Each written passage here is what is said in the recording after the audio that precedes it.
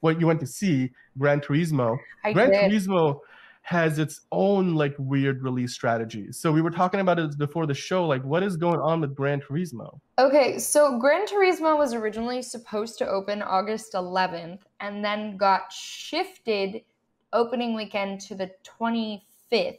So what Right. they were doing is now in select cities and select theaters, they are doing movie previews for Gran Turismo from Friday to Sunday.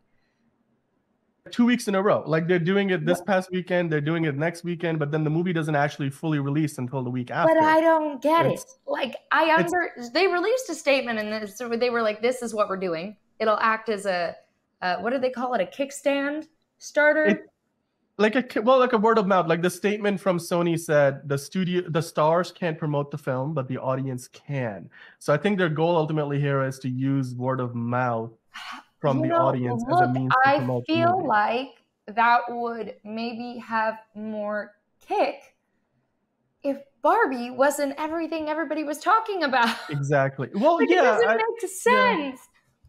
Although, like, I can kind of see where they're coming from. They're kind of treating it almost like an indie release that has like a platform release where you go limited for a few weeks and then you go wide. And I think they probably thought Barbie's momentum would have gone down a few I notches know. further by August 25th, which they may not be wrong about because Blue Beetle's coming out this upcoming weekend, and that might be the first movie to actually dethrone Barbie at the domestic box office. And then it leaves a little more room for But I something don't like Gran Turismo. know.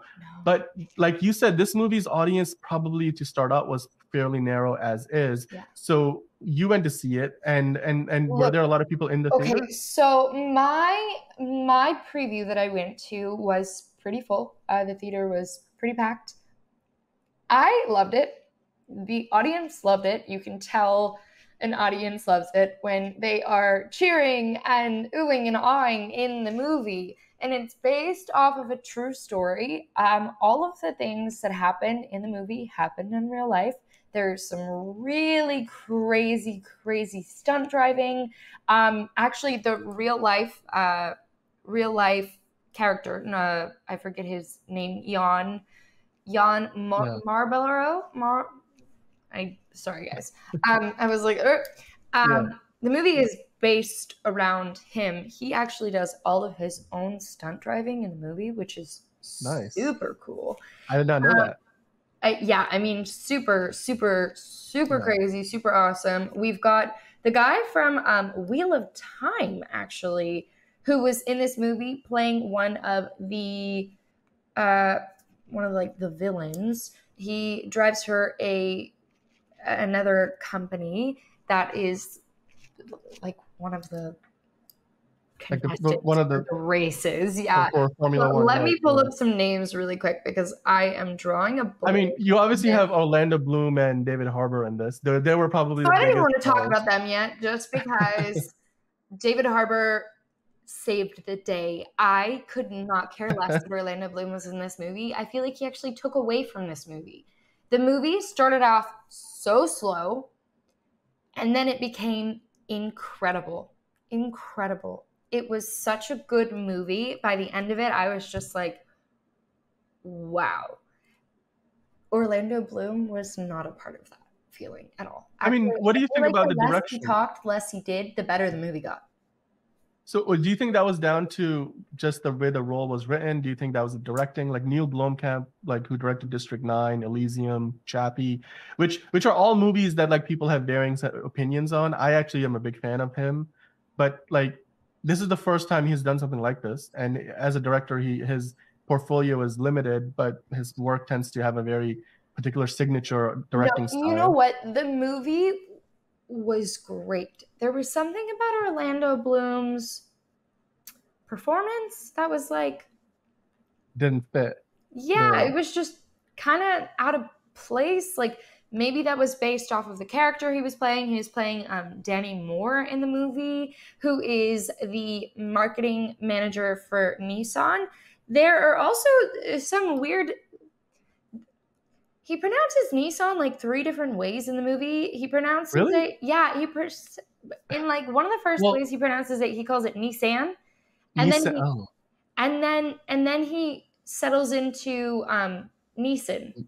Nissan is the way that a lot of British people tend to pronounce. Like, so I used to watch Top Gear, right? Like, and Yeah. like Jeremy Clarkson, like one of the hosts at the time, he would call it Nissan because in just this British. I'm like, So who no, calls no. it Okay, so he Nissan? settled into It's Nissan. That's what he right. settled into. But the first time he said Nissan, which I don't This actually. is How how is it I would. pronounced in the like by the Japanese? Do we know? I would.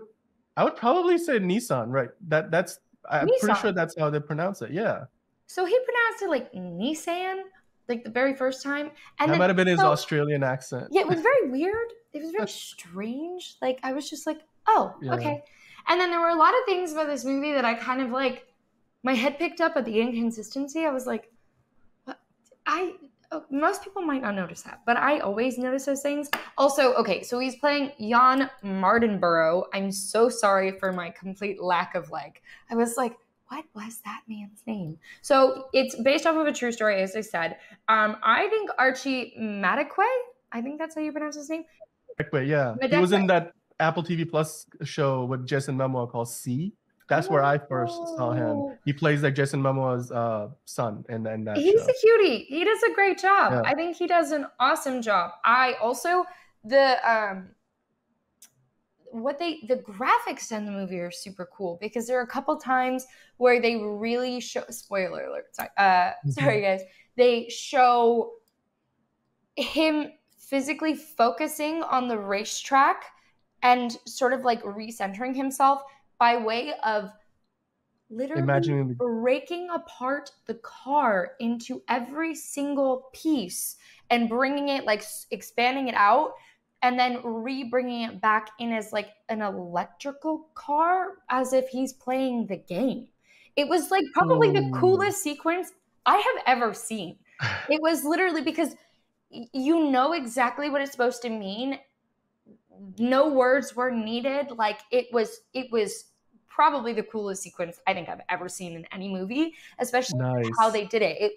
You know, like in a lot of like Bond movies or whatever, they have like tech and they like stretch stuff out, and you're like, it looked like that on like a grander scale. It was super nice. That's probably like, I don't know how much of a callback that is to the Gran Turismo games themselves, but like that might be. I never played these games. Did you play these games? I played a few of them. I was always more of a Need for Speed guy, but like Gran Turismo games have always been like fun to play. You need to kind of be more of an actually good, like you need to know your driving mechanics better. It's not really like an arcade style game in that sense, although there's like some ways to kind of get that experience out of it. But definitely like Gran Turismo is one of the, I mean, and then I was like, I've been following this story since when it actually was going on. I at the time was working at ESPN and they were like covering like when this was a real thing in real life, where they brought all these gamers and then all these, you know, gamer kids like, hey, can one of you guys actually drive for real and be on the Formula One circuit? And so it was this really like unique story, and Nissan in real life too were of course the ones who kind of made I don't know if they did like a show out of it or if it was just a competition. They must have done something like that, but to then see the announcement that they were going to make this movie, to now have this movie come out, as someone who didn't get a chance to see it this past weekend, everything you just mentioned, including that whole moment where the way he's about, anytime you can visually tell a story in a way that is uniquely different at a time when racing movies come out all the time. Ford versus Ferrari was like, I think, the last great racing film. Of course, Fast and the Furious movies are no longer about racing, but for the most part, they are. They always try to get you like one of those drag races somewhere in the movie, but generally speaking, they're not about racing anymore. So to watch the trailers for this movie, and then David Harbour, of course, is anything with David Harbour, I will go watch, because he just has the right kind of. He seemed like he was so underrated through the early parts of his career. Even like the movie when he did his version of Hellboy, I think is underrated, but.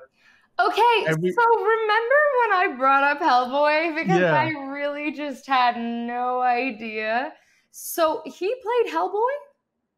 He did for like one movie, because like, was it Ron Perlman who played the Hellboy in like all the previous films, but then they rebooted it, and then David Harbour's version. That's not the reboot. Low-key loved the reboot. I was a big fan of Hellboy when I was younger, okay?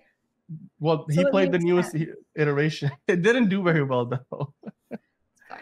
So... But I mean, you would recommend it, like, because it's gonna be in limited release for another week, and then people can go check it out. So I would definitely go see it. I mean, it's a beautiful story. It's a true story. I mean, there's something about The movie is so overall well done. Don't go see it for Orlando Bloom. He's not worth it. And as he was my high school, like my crush growing up, not even my high school, my childhood crush. I was so Right. sad. I was like, Will Turner. what And is this? Yeah, Will Turner. I was Will in love Turner. with Will Yeah. Turner. But David Harbour just makes this movie. I mean, the stunts are crazy. You're on the edge of your seat. You're scared. You're exhilarated. You're excited. You want to cry when the main character cries. You want to celebrate him. And when they win, it is something else altogether at the very end. Nice. Yeah. And I think everyone in that theater felt the same. So I would go see this movie. I would go see it in theaters too, because, you know, the sound, the lighting, everything, I feel like it really played a big part in how the movie was received. I was on the edge of my seat for 90% of this movie. And there is one very tragic accident in the movie that I don't even know how they filmed that. It was the craziest thing I have ever seen. And it apparently happened in real life. So. Oh, okay. Well, look, this movie, the feedback I've gotten from other people who have gone to see it is the fact that the racing sequences are some of the best ever put to film. And then overall, outside of that, like you said, some of the stand-up performances. So, and you're giving it a recommend. So I'm definitely going to go try to find it in one of the theaters nearby for this upcoming weekend. I'm pretty sure it's going to be playing Friday, Saturday, Sunday. And then next week it's going to be playing everywhere. So yeah, let us know what you guys think. If you went and saw it already, like, are you guys going to go check it out again? Or if you haven't, then are you interested now, having heard us talk about the movie? And of course, hit the like button and subscribe. We will talk about it, I'm sure, again in the future as more people get a chance to check out Gran Turismo.